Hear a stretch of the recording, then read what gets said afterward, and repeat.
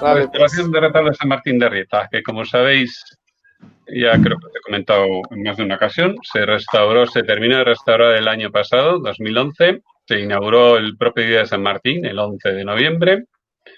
Todavía faltaba algún detalle que se está incorporando, pero bueno.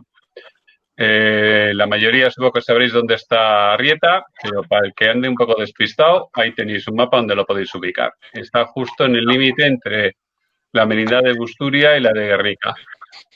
Pertenece a la de Busturia. Ya veis que no es un pueblo demasiado grande.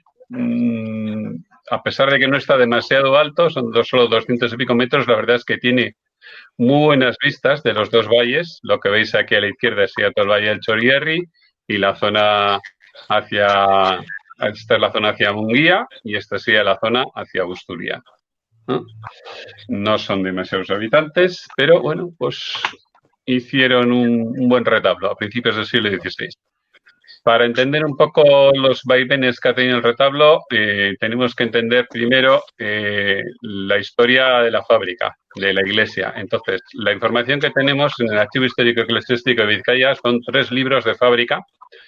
Arrancan bastante pronto, para lo que suele ser la media, a finales del siglo XVI, y estos concretamente tienen un proceso continuo hasta mediados del siglo XVIII, en el que se interrumpe el proceso y no lo reincorporamos hasta un siglo después con unos libros de fábrica que se conservan en la propia parroquia.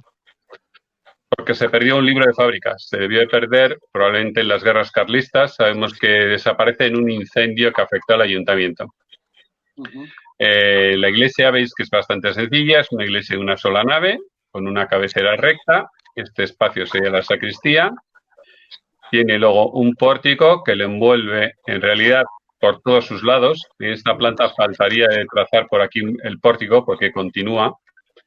Y luego sobresale, tiene 2 elementos aislados.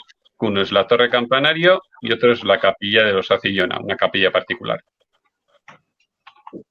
Las fases constructivas de la iglesia, lo más antiguo que conocemos es la base de la torre campanario, que la podemos datar por esta ventana, una ventana geminada con doble arco conopial y con esta cornisa, este alféizar y esta cornisita con pomas, con esferas, media esferas, algunas son motivos florales y tiene incluso una especie de un pequeño mascarón, no se aprecia bien en esta foto.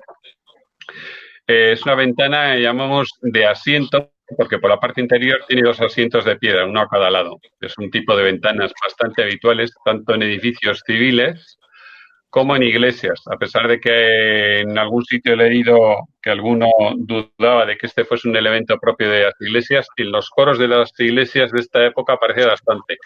Lo tenemos, por ejemplo, en la de Santa María Magdalena de Rigorriaga, lo tenemos aquí en San Lorenzo de Zarátamo, lo tenemos en Andramari de Chano, hay varias iglesias que conservan este tipo de vano geminado, normalmente en el coro, no en la torre, como es este el caso. Otro elemento que tenemos bien datado es la portada de acceso lateral, que es ya del primer barroco, clasicistas. Conocemos incluso el autor de la traza, que es un carpintero, Mateo Bajaneta. Trabaja, por ejemplo, también en el pórtico de la Catedral de Santiago, en Bilbao. Es un acceso bastante sobrio, es como propio de la primera fase del barroco, que todavía no es el barroco ornamentado. Y lo que es el conjunto de la iglesia, tal y como la conocemos hoy, debe ser de estas fechas, hacia 1818. Es justo ese periodo que os he dicho que hay un vacío documental porque corresponde al periodo en el que se quemó el libro de fábrica. No conocemos exactamente la autoría, aunque se ha dedicado a Juan Bautista de Lanzarán, porque es muy similar a la iglesia de Galdames que trazó este arquitecto. Hemos podido precisar un poco la fecha porque a pesar de que, como os digo, el libro de fábrica desapareció, a través de un pleito que hay en la sección de corregimiento de la Diputación, de la Escuela de Diputación Foral de Vizcaya, hay un pleito por deudas de materiales que se empleaban en la obra y, bueno, los testimonios que hay, las valoraciones de esos materiales nos dan a entender que es en este momento cuando se está construyendo el edificio. Y además corresponde bastante bien con lo que son los caracteres estilísticos, este tipo de semicolumnas adosadas toscanas, que en principio podrían parecer renacentistas, pero son realmente neoclásicas. Y la última fase corresponde ya a principios del siglo XX, a poco más de un siglo, corresponde a la capilla del Marqués de Acillona, que es quien paga no solo la capilla, sino la construcción del campanario, todo el cuerpo de campanas. Los dos proyectos son diseñados por Casto de Zabala y además hay información muy prolija, muy detallada sobre la construcción, con todas las cuentas, lo conserva los propios herederos del Marqués de Acillona que me la han pasado para elaborar el libro y la verdad es que está, pues como os digo, con todo lujo de detalles, pues todo lo que iban pagando, lo que cobraban cada uno de los oficiales, etcétera. Pues bueno, nos vamos al retablo, que es lo que nos toca hablar hoy. El retablo, este es el estado que estaba antes de que se iniciase la restauración, no, antes de que hubiese un incendio, que ahora os voy a hablar de él, en el 2006, y en el 2010 hubo un cambio importante en lo que afectaba al retablo desde el punto de vista de la legislación, porque se le incluyó con una calificación de bien cultural calificado, que es el máximo nivel de protección, que en principio lo debería tener desde el año 2000 o 2001, que es cuando se publicó este libro que hicimos para el gobierno vasco, con un conjunto de 77, creo que son, retablos del País Vasco, los mejores retablos de todas las épocas. Y este, en principio, se había incluido inicialmente en el libro, pero como se incluyó a posteriori, porque de hecho se incluyó cuando yo estuve escribiendo, cuando yo me puse a escribir el capítulo del primer tomo, la panorámica general, en el segundo tomo, que es donde están las fichas de los retablos, este no se había incluido. Y fue a raíz del texto que escribí yo en el que se decidió incorporar este y otros dos más. Pero por ese problema, cuando salió el primer decreto, en el 2001, se echó del mano de la lista inicial y no se incorporaron todos. Así que hubo que esperar al 2010 para que se le diese ese nivel de protección. Como os digo, en el 2006 hubo un incendio que se declaró en un choco que estaba anexo a la iglesia.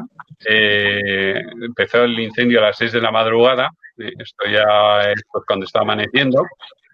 Y la verdad es que el incendio se propagó al alero de la iglesia, a lo que es el alero del tejado, y a partir de ahí se prendió fuego todo el tejado, con lo cual se perdió toda la estructura del tejado. Quedó, como veis, en este estado tan lamentable. O sea, prácticamente, todo esto evidentemente ya no servía para nada. Todas estas vigas se perdieron, toda la estructura de madera desapareció y quedaron las bóvedas al aire. Con lo cual, en el proceso de extinción del incendio, pues claro, se arrojó muchísima agua y toda esa agua la chuparon los muros de la iglesia y afectaron al retablo. Desde un año después, el incendio fue a principios de diciembre y esto es noviembre del 2007, que es cuando hice yo la primera visita al retablo después del incendio. Veis toda la estructura de andamios que está apeando las bóvedas para evitar que se terminen arruinando. Y al retablo lo habían encerrado dentro de una caja de madera para protegerle de los cascotes que pudiesen caer, pero claro, esa protección de los cascotes le afectó mucho porque toda la humedad que tenía el muro no le dejaba respirar. Esto es del interior de la iglesia, ¿eh? Podríamos ir a recogerse porque lleva una humedad, tremenda. Y el retablo estaba en este lamentable estado. O sea, esto es noviembre del 2007, cuando voy yo con Aitor Bilbao, con el restaurador del Museo Diocesano. Abrimos un cajón de madera, entramos, que además está precintado con plástico, y todo eso que veis blanco son hongos. Yo no he visto ataques de hongos semejantes en ningún retablo a lo largo de toda mi trayectoria profesional. Con lo cual, apostábamos muy poco por el futuro de este retablo. Estaba la policromía muy afectada y la madera suponíamos que si tenía ese ataque de hongos, pues estructuralmente también iba a estar muy comprometida. La ventaja del asunto es que hubo que desmontar el retablo. Normalmente todos los retablos cuando se restauran, por lo general no se desmontan, se apean si acaso los bultos que están en las calles centrales, a veces los relieves, si se pueden apear, se apean. En este caso no, porque el relieve está tallado sobre el propio fondo de la caja y si hubiese que haber restaurado in situ con un andamio, pues no se habría creado toda esta estructura. Pero en este caso, como había un ataque de humedad muy notable, pues se decidió desmontar todo el retablo y dejar la estructura a la vista. Vamos retrocediendo un poco la historia del retablo. Esto es cómo estaba el retablo hasta el año 68. Después del Concilio Vaticano II, se hizo esta reforma que veis, que afectó a la mitad de la calle central, porque se suprimió este elemento que veis recuadrado en verde, que es el tabernáculo de 1857, es lo que tenemos documentado, y desapareció también el sagrario original del siglo XVI. Lo único que conservamos del tabernáculo era justo el copete, la pieza de remate, que la encontré entre escombros en la base del campanario. Pero no sabíamos exactamente cómo era el retablo en origen. Esto es una primera hipótesis que hizo Javier de Miguel, el restaurador, antes de que yo me incorporase al proyecto. Bueno, pues le incorporó una serie de doseles góticos que deberían de corresponder con los pilares que conservamos en parte, porque veis que los pilares están cortados, todos estos niveles horizontales, se había suprimido lo que era el soporte, los pilares. Este es el estado en el que estaba a mediados del siglo XX. La fotografía más antigua que tenemos en la que se puede reconocer todavía el retablo con nitidez. Hay una foto de principios del siglo en la que no se ve nada porque había muy mala luz. Y ahí veis el tabernáculo, veis el sagrario del XVI y ya veis la reforma, la primera reforma que hubo a mediados del siglo XIX, que supone que el santo va a subir un nivel. El santo originalmente estaría en el espacio que ocupaba el tabernáculo, se subió un nivel y a su vez se subió el Calvario. El Calvario veis que está montado encima de esta moldura que es el guardapolvos. Eso es ilógico. Normalmente nunca se montan esculturas encima del guardapolvos. El Calvario tiene que estar en origen más abajo. Bueno, aquí veis el texto en el que escribe Francisco Sesmero en su tesis doctoral de arte del Renacimiento en Vizcaya, y ya veis que le planteaba dudas. Dice que, bueno, que los plafones van encuadrados por restos de pináculos, que los vemos. Las zonas comprendidas en los pisos cuerpos, estas se encuentran desprovistas de ornamentación, lo mismo que el remate del retablo, que todo ese guardapolvos, lo cual le hacía pensar que el retablo se había formado con piezas dispersas y que se habían unido por una simple labor de carpintería o ensamblaje, que en realidad no era así. Los datos que tenemos más antiguos del retablo son estos dos. La descripción de Delmas, de la Guía Histórico-Descriptiva de Vizcaya, en 1865, que nos describe la iglesia como una nave sin bóvedas, de 88 pies de longitud, 36 de latitud, con 3 altares, dice, siendo el muy notable el mayor por su antigüedad y talla gótica, elaborado en 1424. En realidad, Delmas lo que está haciendo es inspirándose en lo que en su momento, a finales del siglo XVIII, dijo Iturriza. Iturriza, en alguno de sus manuscritos, porque no todos, hay 22 versiones, quiero recordar, de la historia general de Vizcaya y epítome de las encartaciones de Iturriza, manuscritas, él no las llegó a ver publicadas, y no todas tienen el mismo texto, hay algunas que incorporan algún detalle más. Os he buscado una de las versiones más extensas, que es donde sí recoge la referencia esta, 3 altares en el mayor bello retablo fabricado a lo gótico, el año de 1424, y además añade un detalle interesante, según que consta de un rótulo que tiene. O sea, que él vio una inscripción que databa el retablo. Pero en realidad, esa inscripción, cuando la vio Iturriza a finales del siglo XVIII, no era la inscripción original, se había repintado ya para entonces el retablo, y se ve que quien repintó la inscripción original no interpretó bien los números. Concretamente el 4 no era un 4, tenía que ser un 5, porque por estilo es imposible que sea de principios del siglo XV, tiene que ser de principios del siglo XVI. Con lo cual, he interpretado que quizás confundió los dos 4 por 5 y mi propuesta es fechar el retablo hacia 1525. Que, como os he dicho, la documentación no llega a principios del siglo XVI. Es el estado en el que estaba el retablo. Cuando se empezó a desmontar, nos encontramos con que había un panel detrás del Calvario, el numerado que figura aquí como número 3. Había una hornacina que estaba completa, que correspondería a esta zona que está oculta con este panel que figura en dosel aproximadamente hasta aquí. ¿eh? Y luego había otra hornacina que estaba incompleta, que es la parte de San Martín. Con lo cual, las dos hornacinas ocupaban todo este espacio y luego estaba este panel. Esta hornacina se había cortado, porque tiene un corte con sierra mecánica, pues probablemente cuando se hizo esta reforma del tabernáculo de mediados del siglo XIX, que es cuando entonces se sube el San Martín desde este espacio que debía ocupar originalmente al segundo cuerpo. Y a su vez se sube el Calvario arriba.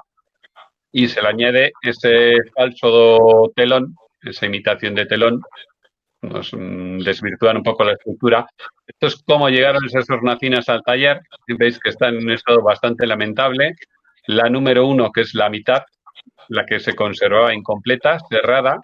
La número 2, que es la que se conservaba completa. Y el panel número 3, que es este de arriba, que corresponde al remate del ático. Esta sería la 2 y esta sería la 1. Claro, el problema es cómo reconstruíamos esto. Teníamos una talla que mide 1,27 y esta cruz mide 1 metro. Entre las dos suman, redondeando, 2,30 m.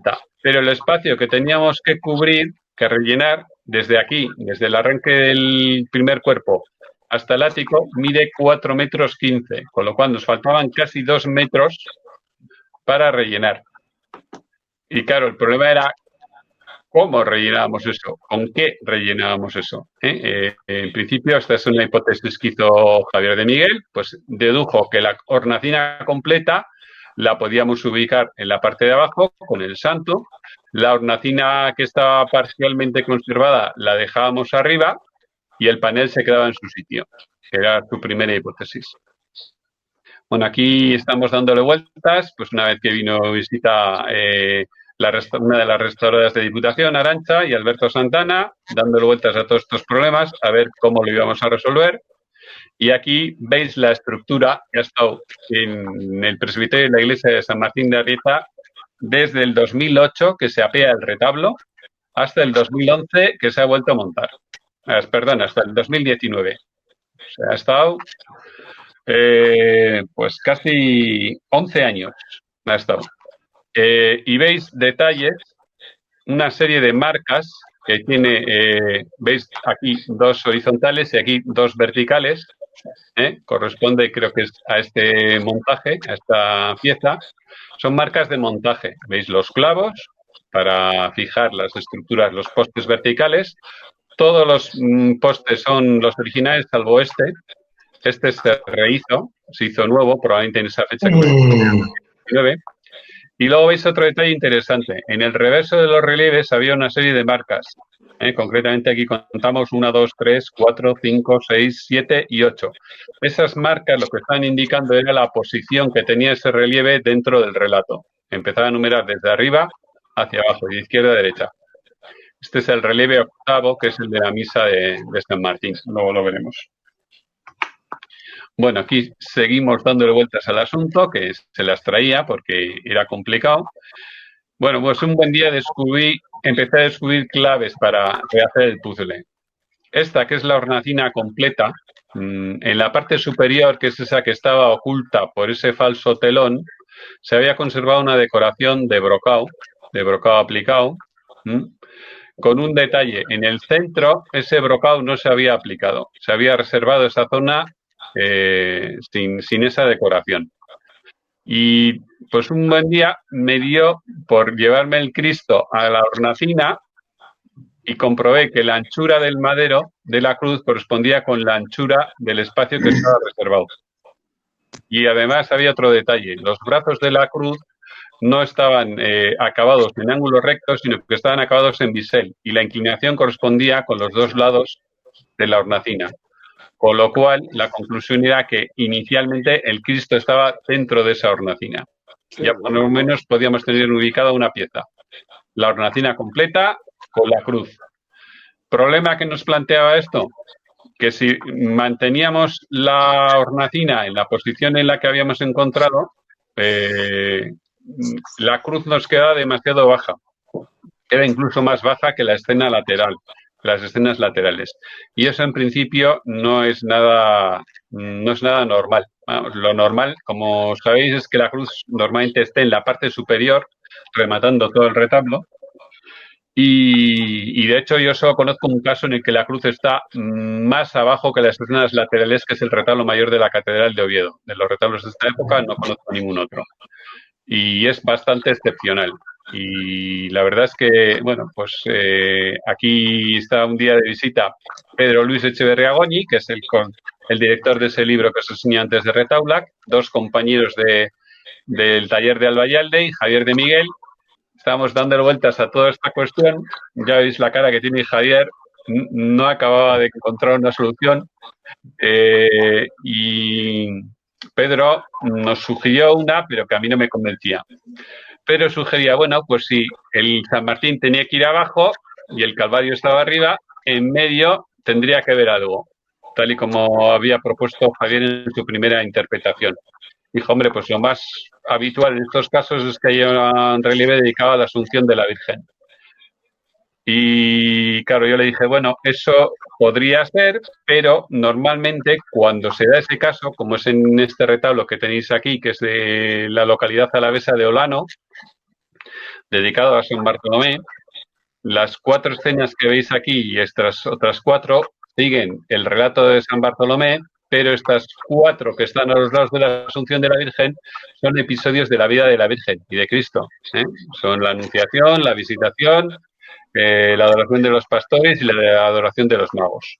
En el caso de San Martín, no teníamos espacio para incorporar relieves que hiciesen pendant, que hiciesen relación con el tema de la Asunción de la Virgen. Entonces, una de dos, o le añadíamos otro nivel que hubiese desaparecido todo un registro, lo cual era imposible porque no nos daba la altura de la iglesia para recrecer un nivel más el retablo, y además no nos hubiese solucionado nada, porque si hubiésemos añadido un nivel nos hubiese vuelto a quedar un hueco en la calle del centro. Entonces, la opción que al final resultó la más válida nos la dio la pista el panel que teníamos arriba. El panel que teníamos arriba, que es donde estaba el Calvario inicialmente, con esta Jerusalén celeste bastante popular, pintada en el siglo XIX, resulta que debajo de esta pintura había un pigmento, que es un pigmento muy característico del siglo XVI, que es la azurita. Con lo cual, podíamos concluir que este panel inicialmente formó parte del retablo, que no se incorporó en el siglo XIX cuando se hace esa pintura. La siguiente pregunta era, bueno, pues si formó parte del retablo, ¿cuál era su ubicación? Porque evidentemente, si el Cristo lo tenemos muy bajo y el panel está arriba, hay algo que no casa. El problema es que el panel no nos daba la anchura con lo que era la anchura de la calle central. Pero la cuestión es que el panel se había girado. Cuando se puso arriba, se eliminaron los remates de los pináculos para acomodarlo, pero inicialmente su posición era vertical. Y en ese caso, si lo bajábamos abajo, lo poníamos el San Martín en el primer cuerpo, este panel en medio y la cruz arriba, ya nos permitía que la cruz quedase más alta, y ese panel le dábamos una función. Y la función era un dosel. Este es el caso del retablo de Colegea en la Rabechu, donde veis que tiene un dosel muy aparatoso, con un doble registro, doble altura. La parte de abajo es más ancha y la parte superior se retranquea un poco, es más estrecha. Y eso además nos coincidía con un elemento.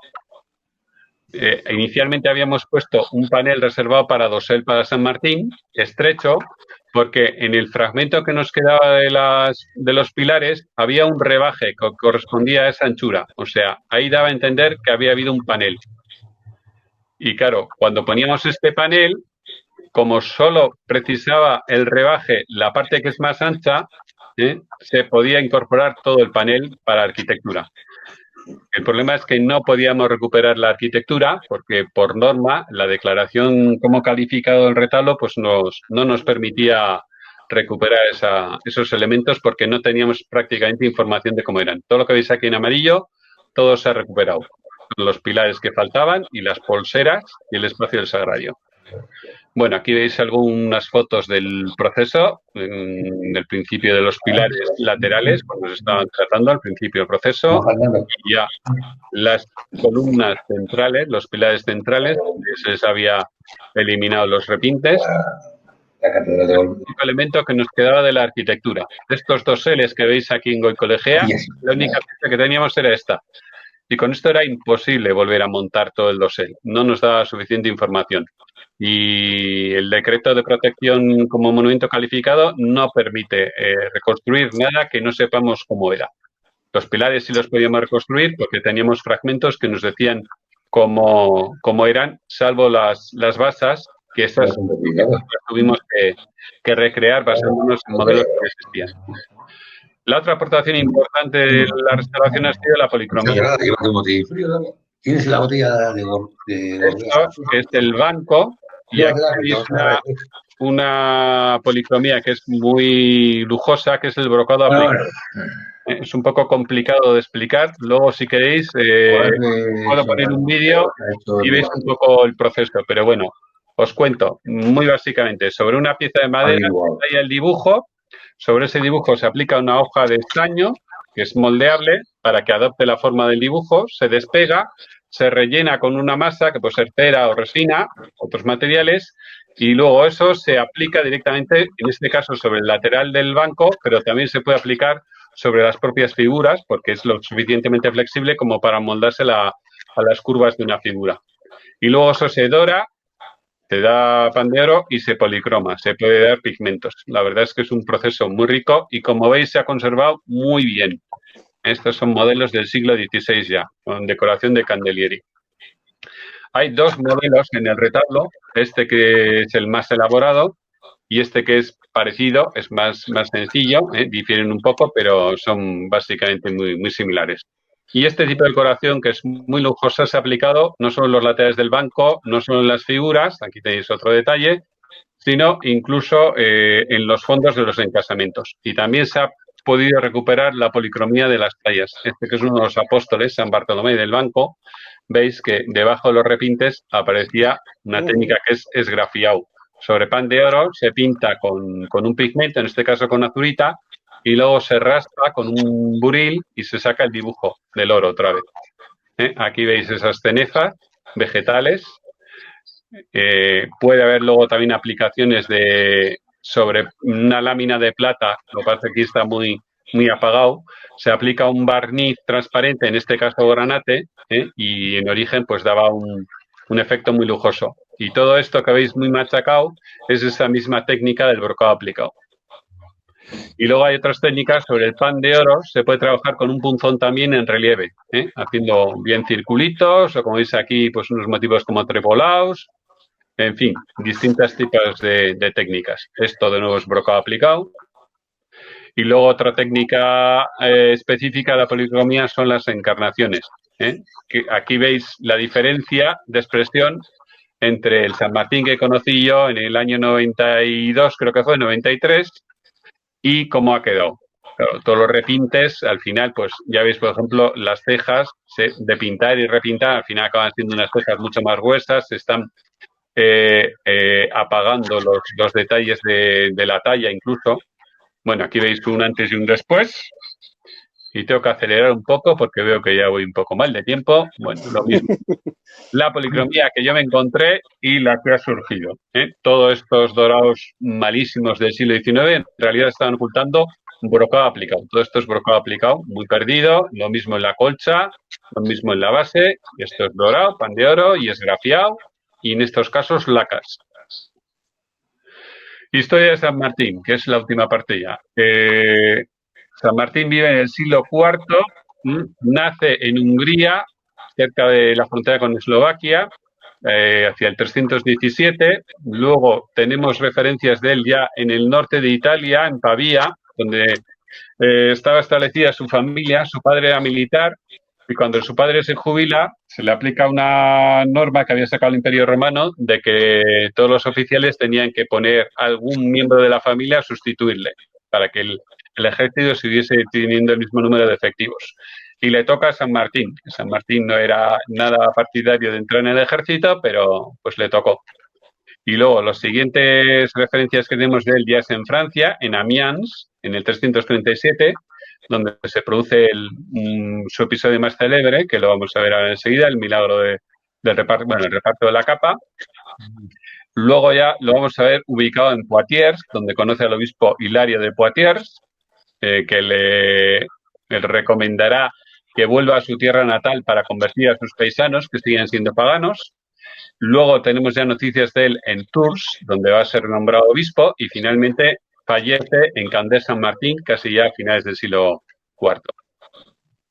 Bueno, estas son un poco referencias de su historia. Esta es la Vita San Martín, que es un discípulo suyo. Esta es una de las copias que hay, la Real Academia de la Historia de Madrid. Y esta es una copia de un libro muy famoso de la Edad Media, que es La Leyenda Dorada, donde se recogen todas las historias de los santos.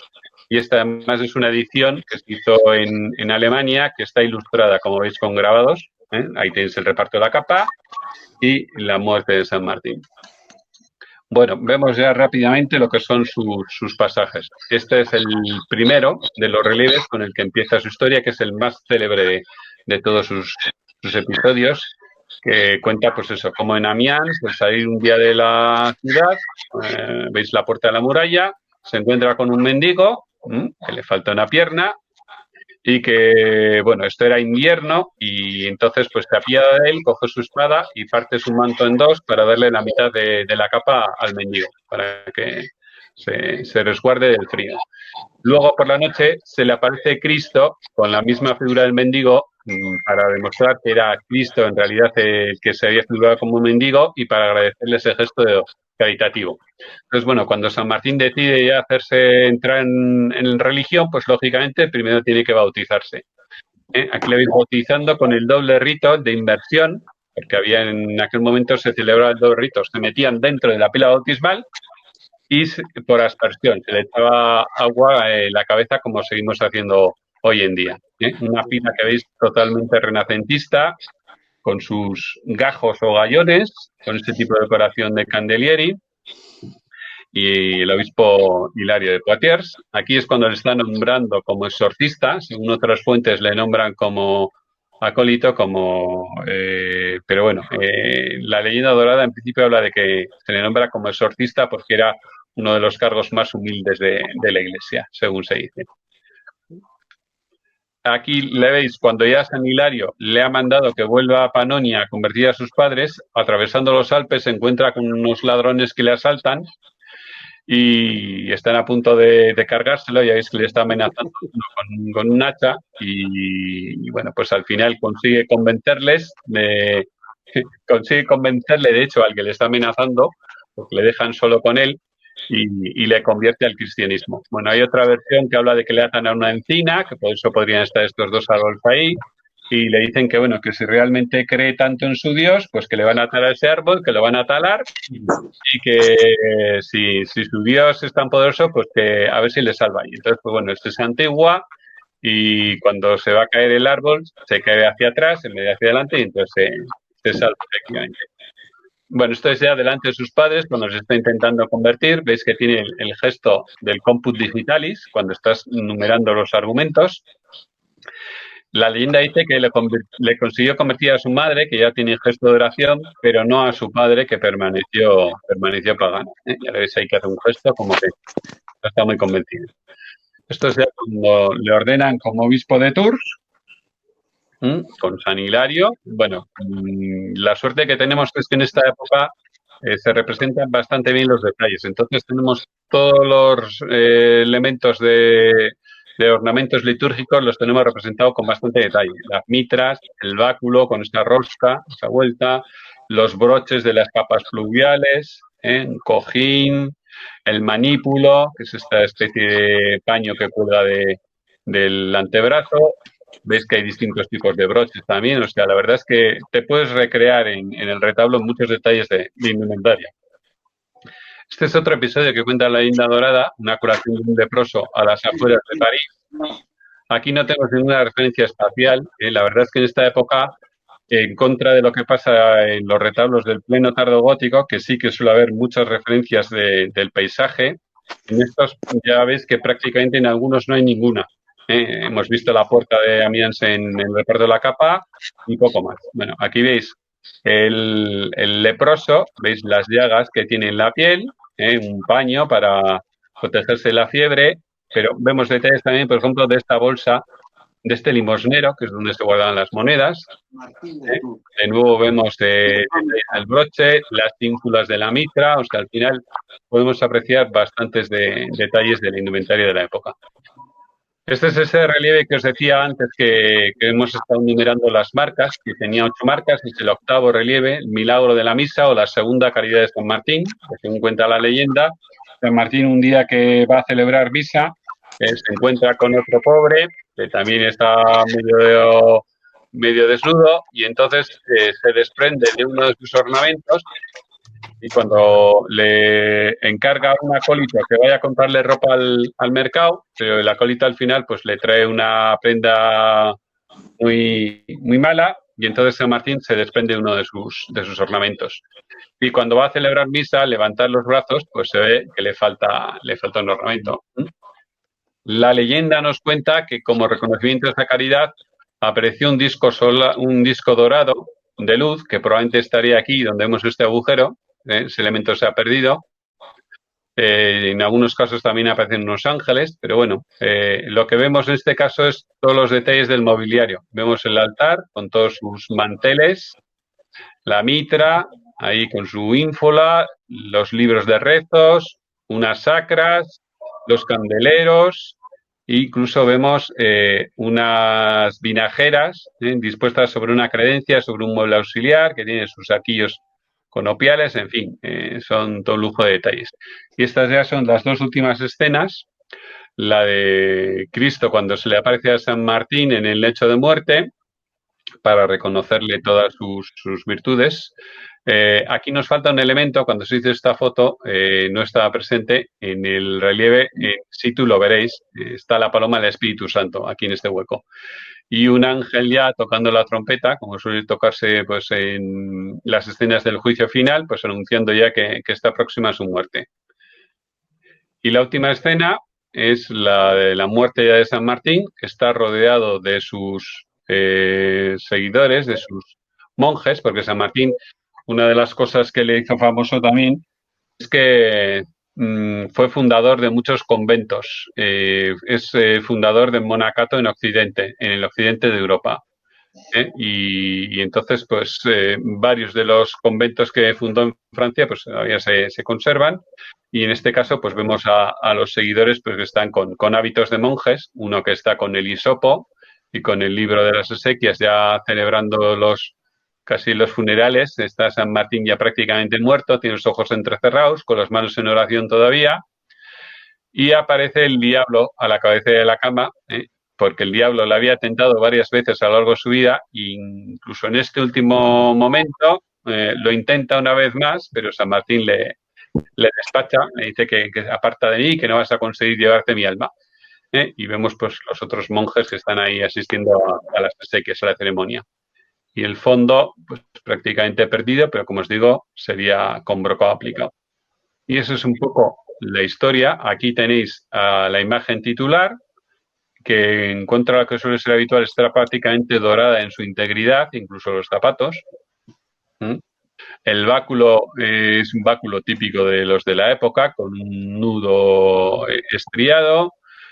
Fijaos la cantidad de anillos que lleva, la riqueza del broche, la mitra. Esto, por ejemplo, sería plata corlada.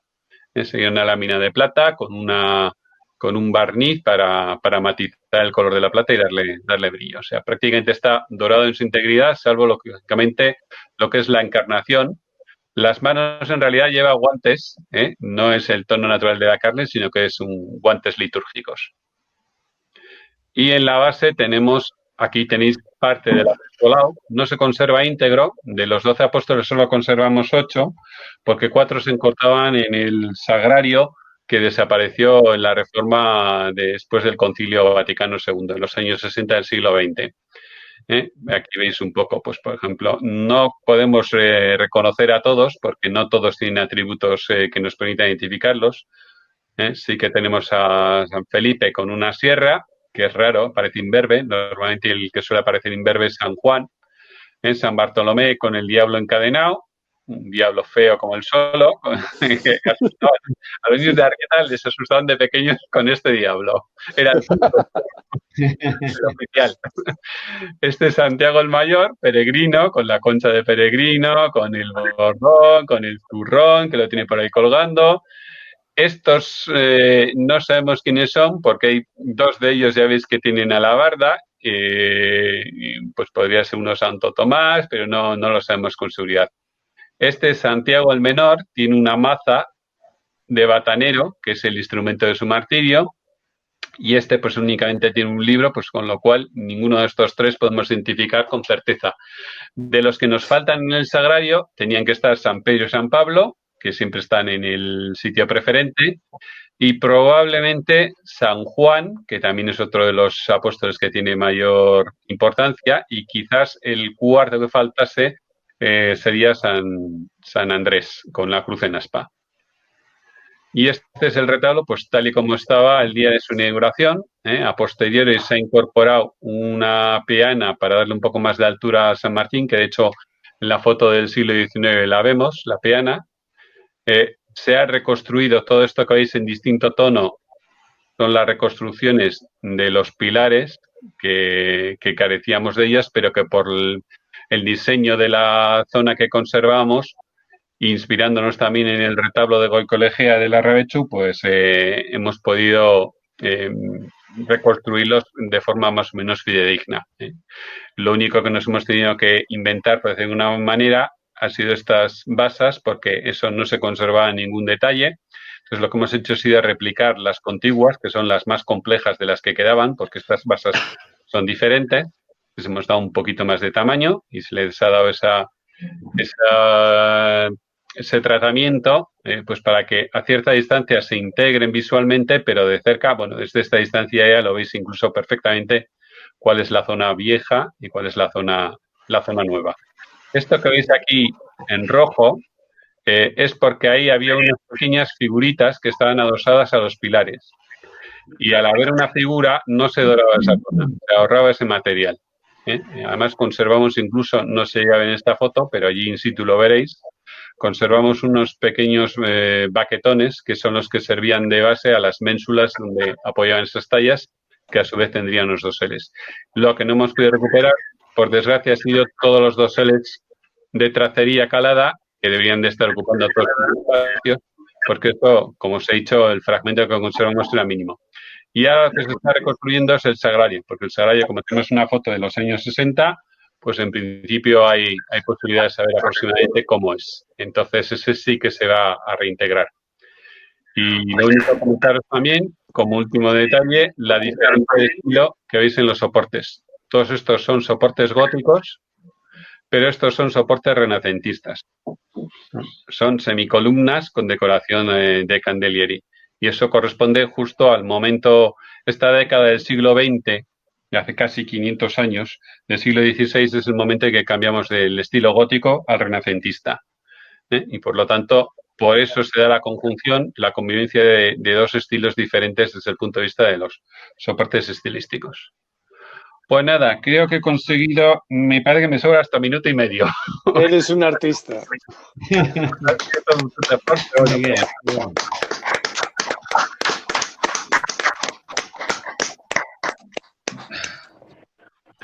Pues nada, si hay preguntas, aquí estamos dispuestos a dar la respuesta si la conocemos. No siempre la conoceremos. Y si os interesa saber mejor cómo es la técnica del brocado aplicado, os pongo ese vídeo que es cortito y lo veis muy claramente. ¿Os apetece verlo? Sí, ponlo. Sí. A ver, soy capaz de compartir ahora. Ya se ve.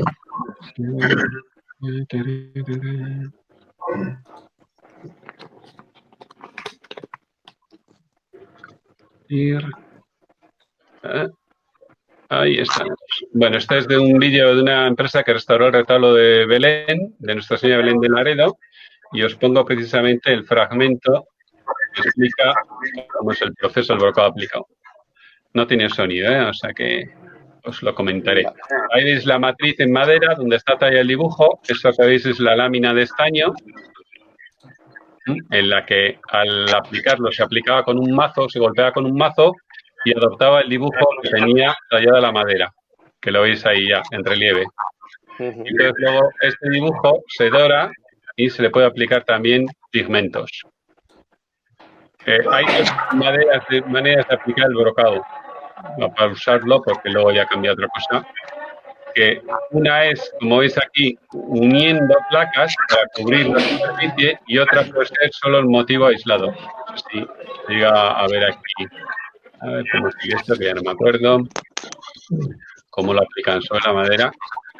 Claro, tiene la suficiente ductilidad, es lo suficientemente blando como para que se pueda adaptar a los cambios, a los relieves de la figura. Pero no se aplicaba directamente, porque sobre la madera lo primero que se aplica es una capa de yeso. Y luego a esa capa de yeso se le aplica una arcilla roja, bol de Armenia, que es ese color rojo que veis donde os decía en los pilares. Cuando no hace falta dorarlo, porque no se va a ver el oro, lo que hacen simplemente lo pueden dejar con el bol. Y ahí ya veis que las placas son lo suficientemente blandas como para adaptarlas a la forma.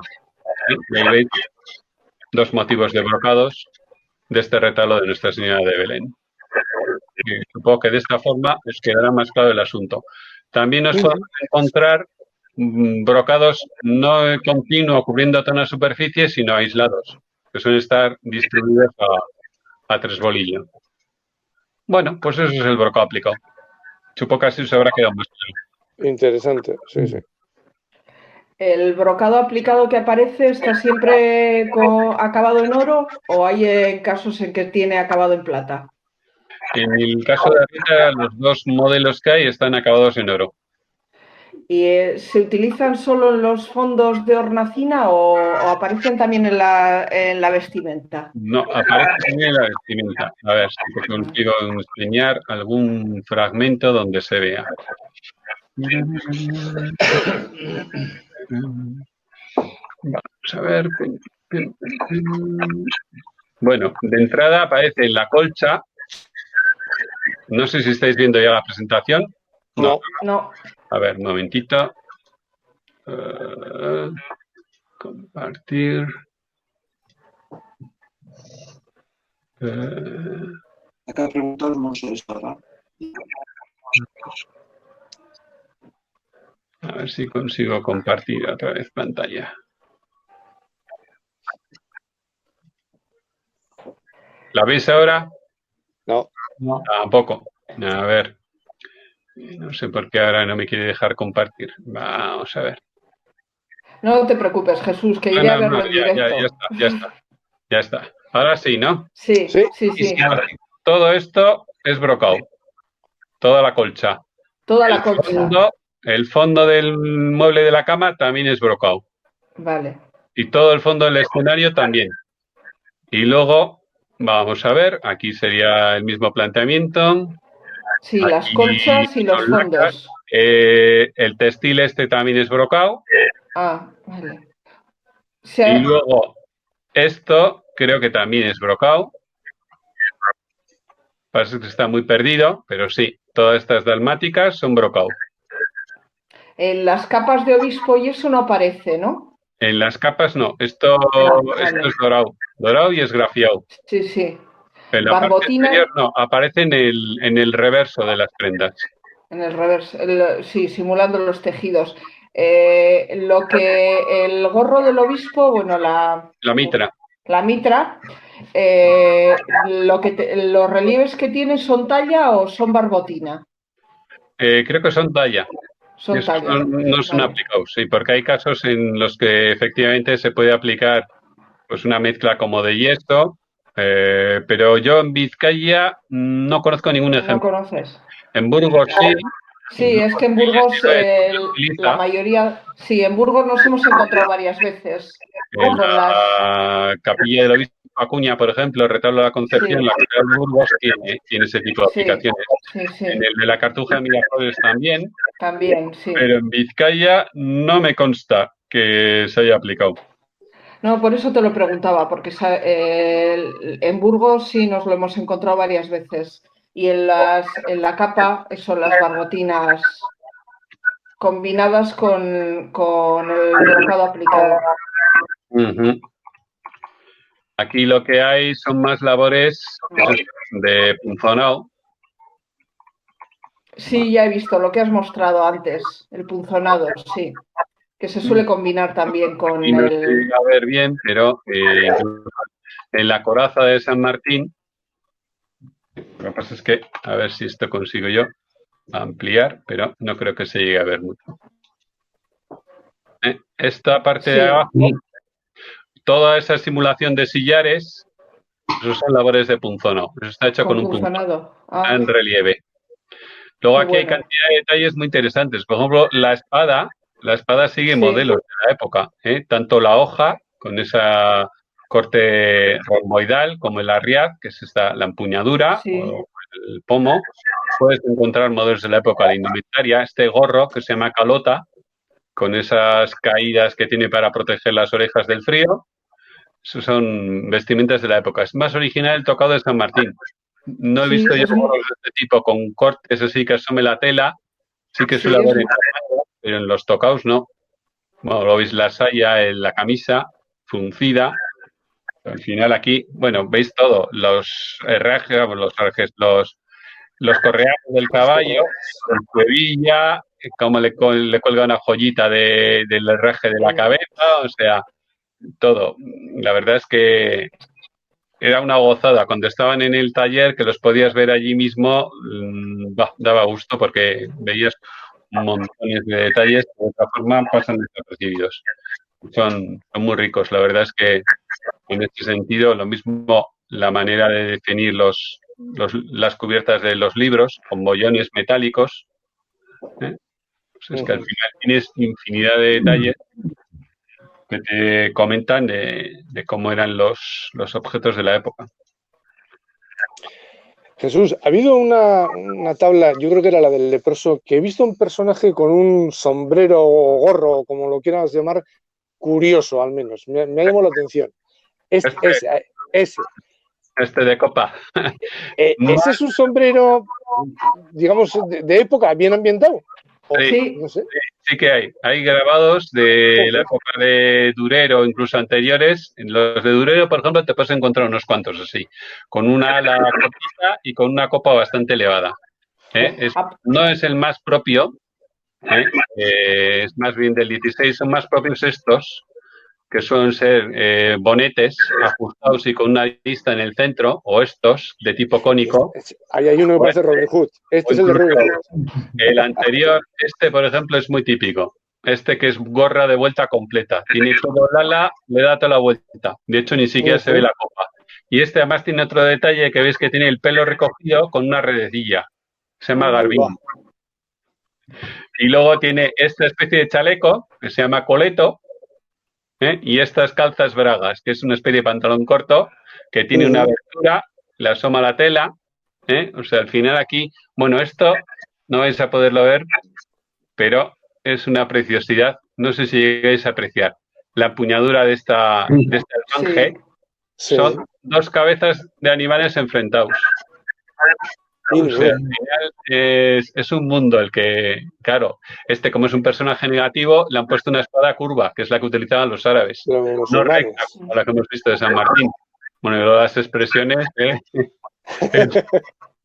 El sombrero que decía Marcos aparece también en una tabla flamenca de la adoración la adoración de los reyes, que está en la catedral de Burgos. Sí, sí que es relativamente habitual. Ya te digo que hay grabados, sobre todo de Durero, que te sale así su sombrero con copa alta, no muy alta, vemos un poco tronco piramidal y con un ala que le envuelve, sobre todo por la parte de detrás. Qué rizos tiene. Jesús, ¿y dónde hacéis la restauración? ¿En qué lugar ahora? Esto en principio se hizo en el taller de equipo 7 que tienen en Basauri. Ellos tienen un taller en Bilbao, en Ibáñez de Bilbao, pero ahí ya no tienen demasiado espacio. más bien en las oficinas, suelen trabajar igual algún cuadro así, pero este retablo, como era bastante bulto, se llevó al taller que tiene en el Antegui de Diputación, en el Cartegui de Diputación, que está al lado de la estación de Ariz, aquí enfrente. Edificio Aquí. Cervantes. ¿Eh? Sí, sí. Edificio Ahí, Cervantes. en la avenida Cervantes, sí. Ahí es donde tienen el taller y ahí es donde ha estado el retablo pues desde el 2008 hasta el 2011.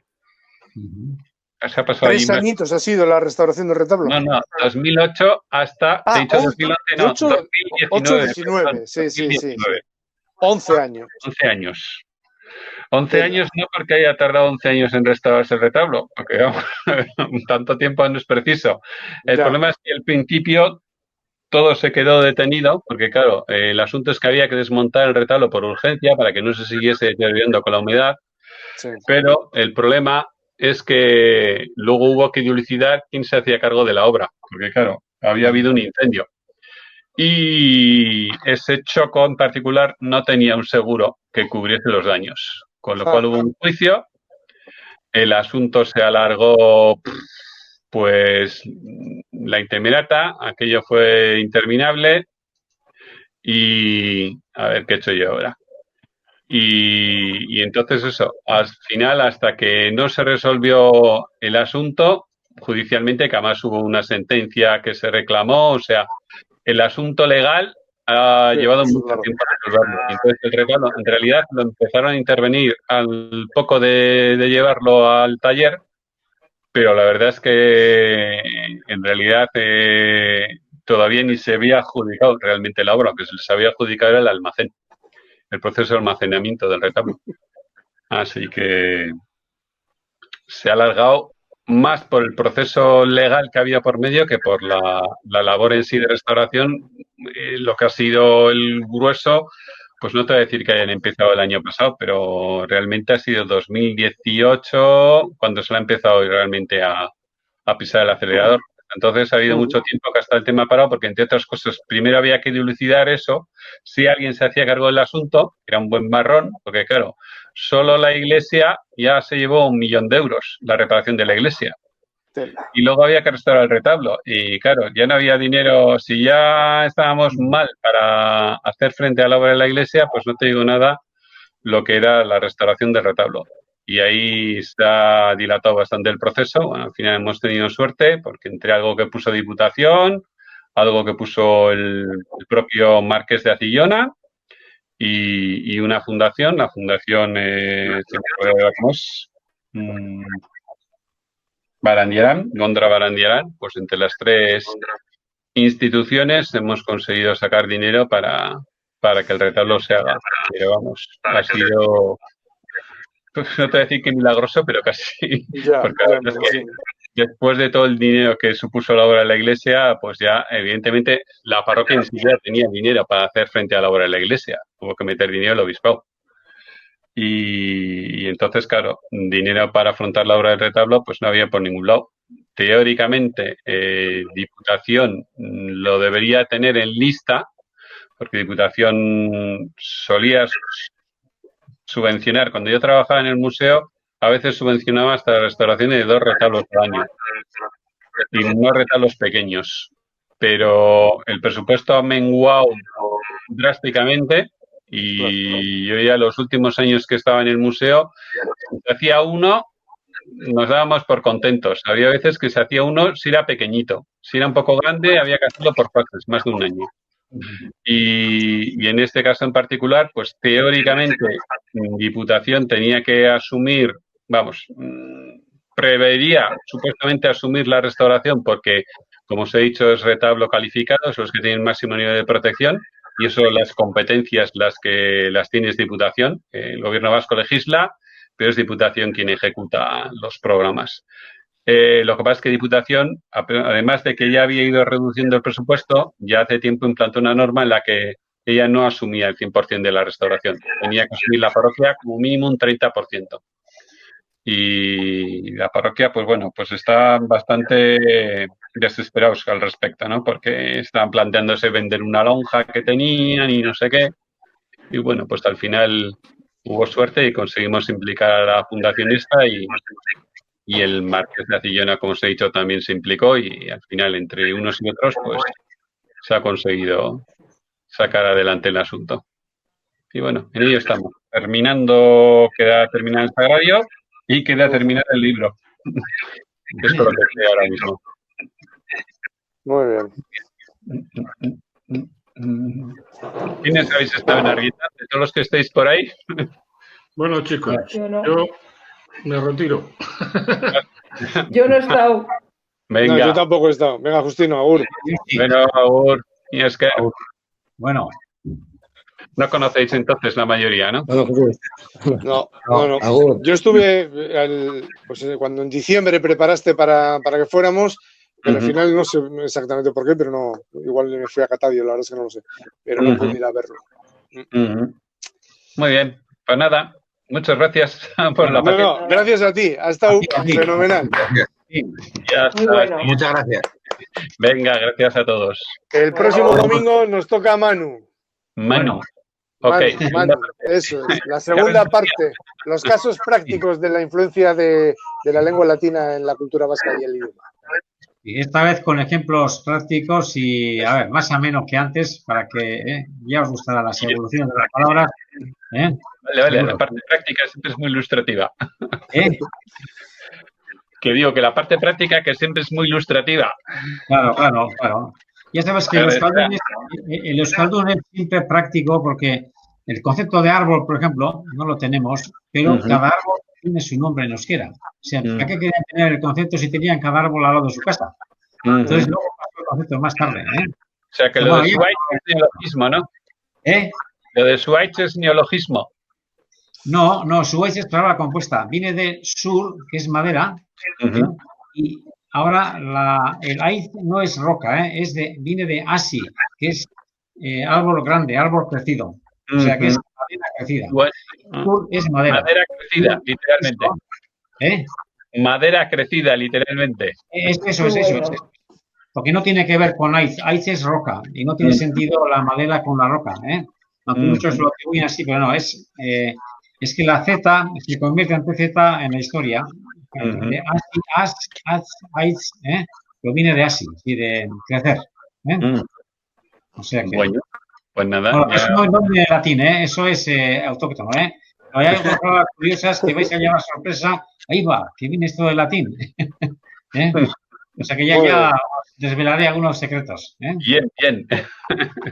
Vale, va. Venga. Bueno, gracias. Agur a todos. Vale. Has conseguido. Da